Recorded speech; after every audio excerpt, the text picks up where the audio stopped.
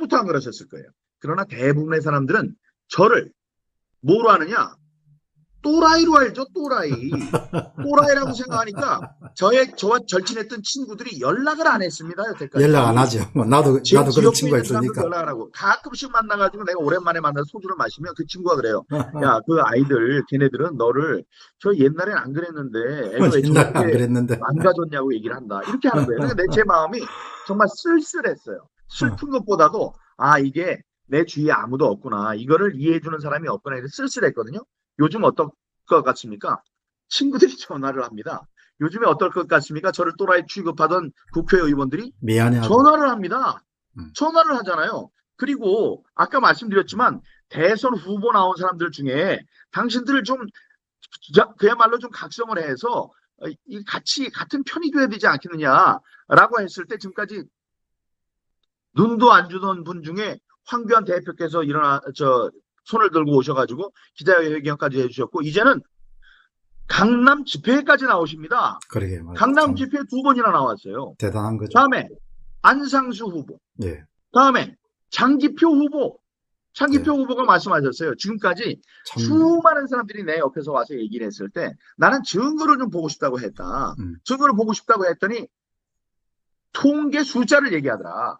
통계 숫자는 필요 조건은 되지만 충분 조건은 되지 않는다.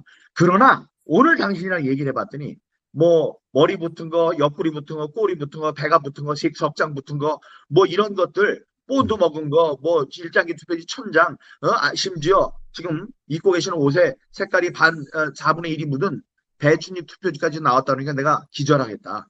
이거는 이런 증거를 보고도 안 싸우면 안 된다. 그래서 장기표 후보님, 다음에 박찬조 후보님, 심동보 후보님, 다음에 아까 있었던 구본철 후보님, 모두 6분이나 여기에 대해서 이거 잘못했다고 얘기하는 거예요. 내가 얘기를 하고 답을 못 받은 사람은 있어요. 뭐 그런 분들은 아니죠. 100번을 해도 안 올 사람은 있죠. 하태경. 하태경은 그냥 가만히 있어. 내가 물어보지도 않을 테니까 너는 가만히 있으면 돼. 하태경, 유승민 이런 사람들은 100번을 얘기해도 오지 않습니다. 하지만 뭐 김태호, 뭐 박진, 뭐 이런 사람들, 내 윤희숙 후보한테는 연락을 하고 전화도 하고 문자를 했습니다. 연락조차 없습니다. 홍준표 후보에 대해서는 연락 안 했고요. 최재형, 윤석열 두 분에게는 연락이 들어갔어요. 직접 문자를 보낸 분도 있고 아니면 제가 보고서에다 사인을 하고 연락처도 적고 내가 당신들이 알고 싶으면 내가 가서 하겠다 그랬는데 연락이 없습니다. 윤희숙 후보도 메모도 메시지도 남기고 전화도 했으나 전화도 받지 않고 그래요. 그 사람들은 아직도 저를 또라이라고 생각하는지 모르겠습니다. 하지만 세상은 변하고 있습니다. 예, 다음에 이걸 절대로 해주질 것 같지 않았던 재검표를 착착착착 지금 일정을 잡아나가고 있지 않습니까? 물론 윤곽근 후보 8월 10일 바로 오늘 했어야 되는 그거를 10월 1일로 넘긴 거는 그것도 용서가 안 되는 일이죠. 용서가 안 되는 일입니다. 대법관들 이랬더니 대법관의 잘못이 아니고 법원 행정처의 잘못입니다. 예, 끼워보시오. 법원 행정처장이 김상환 대법관이에요.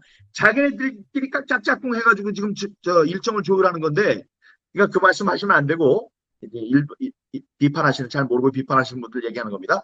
그 모든 사람들이, 뭐 잘못됐다고 하지만은, 그래도 일정을 잡아나가고 있다는 것은, 이 도도한 이 파도, 도도한 이 세파를, 국민들의 이 노도와 같은 이 심정을 거스릴 수 있는 거기에 그것을 이길 수 있는 세력은 이제 없어졌다고 봐도 된다. 저는 그렇게 느끼고 있습니다. 4월 15일 뭐 총선 끝나고 나서야 이제 뭐 좀 모호함도 있었고 불확실함도 있었고 하기 때문에 그렇게 이제 반대 입장에 섰던 분들을 또 입장을 이해하는 바는 있어요. 근데 이제 6월 28일 재검표가 끝나고 지금 40일이 넘은 지금 시점에서도 이제 그런 부분들을 이해를 하지 않겠다는 것은 결국은 자신의 정치적 입지라든지 또 정치적 이득이나 이런 부분을 계산한 건데, 민현님 저는 있죠. 이 시골에서 나서 이렇게 성장해서 이렇게 자기 인생을 이렇게 쌓아오면서 사실 사람이 좀 올고점이 있어야 된다고 보거든요. 그러니까 대의를 위해 가지고 뭔가 이렇게 진군할 수 있을 때 그때 좀 대성도 하고 사람이 또 앞에 그냥 좋은 날도 이렇게 풀리는 거지. 사실과 진실을 자신의 정치적 이런 이득 때문에 뭉갤 수 있으면은 그 사람이 옛날에 감사원장을 했던, 그 사람이 검찰총장을 했던, 그 사람이 과거에 대권 후보였던, 그 사람이 옛날에 국회의사당에서 이야기를 잘해가 인기를 얻었던, 그거는 소용이 없는 거예요. 그냥 저는 사실과 진실을 직시하거나 그것을 인정할 수 없으면은 그 인간 자체가 그냥 완전히 그냥 뭐 바닥으로 보는 거예요. 사실을 인정하지 않으면 뭘 가지고 가치 판단을 하고 뭘 가지고 올바른 선택을 할 수 있고. 그러니까 지금 국민의힘에 계시는 그 세상 사람들의 존경이나 그런 찬사를 받는 야권의 그 대권 후보들이, 유력 후보들이 반드시 기억하셔야 될 것은 여러분들이 당선되고 낙선되고 이런 차원의 문제가 아니고 지금 이 국가의 존망이 걸릴 정도의 선거가 도둑질당한 이 사실, 진실이라는 문제를 못 받아들일 수 있으면 못 받아들이겠다 생각하면 그거는 자기가 살아온 인생 자체를 그냥 내 생각에는 그냥 쓰레기통에 던져버리는 거죠. 그 다음에 이익이 있는 거지. 어떻게 생각하시면 제 의견에 대해서? 전적으로 공감합니다. 전적으로 공감합니다. 특히 정치를 하려는 사람들은 의리와 명분입니다. 의리와 명분이에요.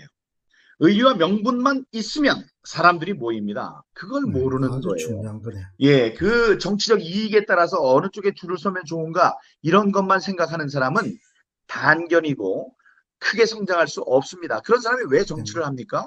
어디 가서 장사하면 더 잘 살 수 있을 거예요. 자, 그런데 이번에 부정선거에 대해서는 지금 말씀해 주신 그 이유가 주류가 됩니다. 주가 됩니다. 당에서 대통령이 되겠다고 나서는 대통령 후보라면 당연히 부정선거에 대해서 관심을 가져야 되는 이유, 그렇죠. 지금 말씀해 주신 가장 큰 이유가 이 투명하고 공정한 선거제도가 없이는 자유민주주의 제도, 이 시장 경제가 설 수가 없습니다. 그렇기 때문에 이것의 선거인데 부정선거에 부자, 부정선거에 비읍자만 나와도 경기를 일으켜야 돼요. 뭐야? 어떤 놈이 추구한 자유민주주의 제도를 건드리려고 해? 그래서 벌떡 일어나야 되는 이유가 하나가 있고요. 또 하나가 있어요. 이거는 IQ의 문제입니다. IQ의 문제인데. IQ의 문제지. 네. 부정선거가 있으면 당선 가능성이 빵입니다. 빵이지. 빵.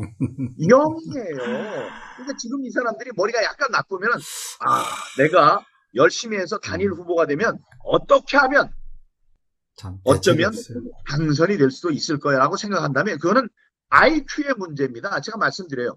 여러분 꿈꾸지 마세요. 안 돼요. 그건 꿈에도 꾸지 마세요. 이 사람들이 지금 선거에 어떤 선거 때 연습을 했습니까? 보궐선거 때. 이 보궐선거는 지방선거 며칠 전에 있었던 사실 보궐선거 말고 그 전에 있었던 보궐선거, 다음에 총선, 다음에 다시 지방선거의 보궐선거, 여기까지 다 갈고 닦았는데 이번에 개과천선을 해서 대선 때는 안 한다? 총선에 10,000배는 더 중요하고 더 가치가 있는 대선 때 그걸 안 한다? 그러면 그럴 가능성 없습니다.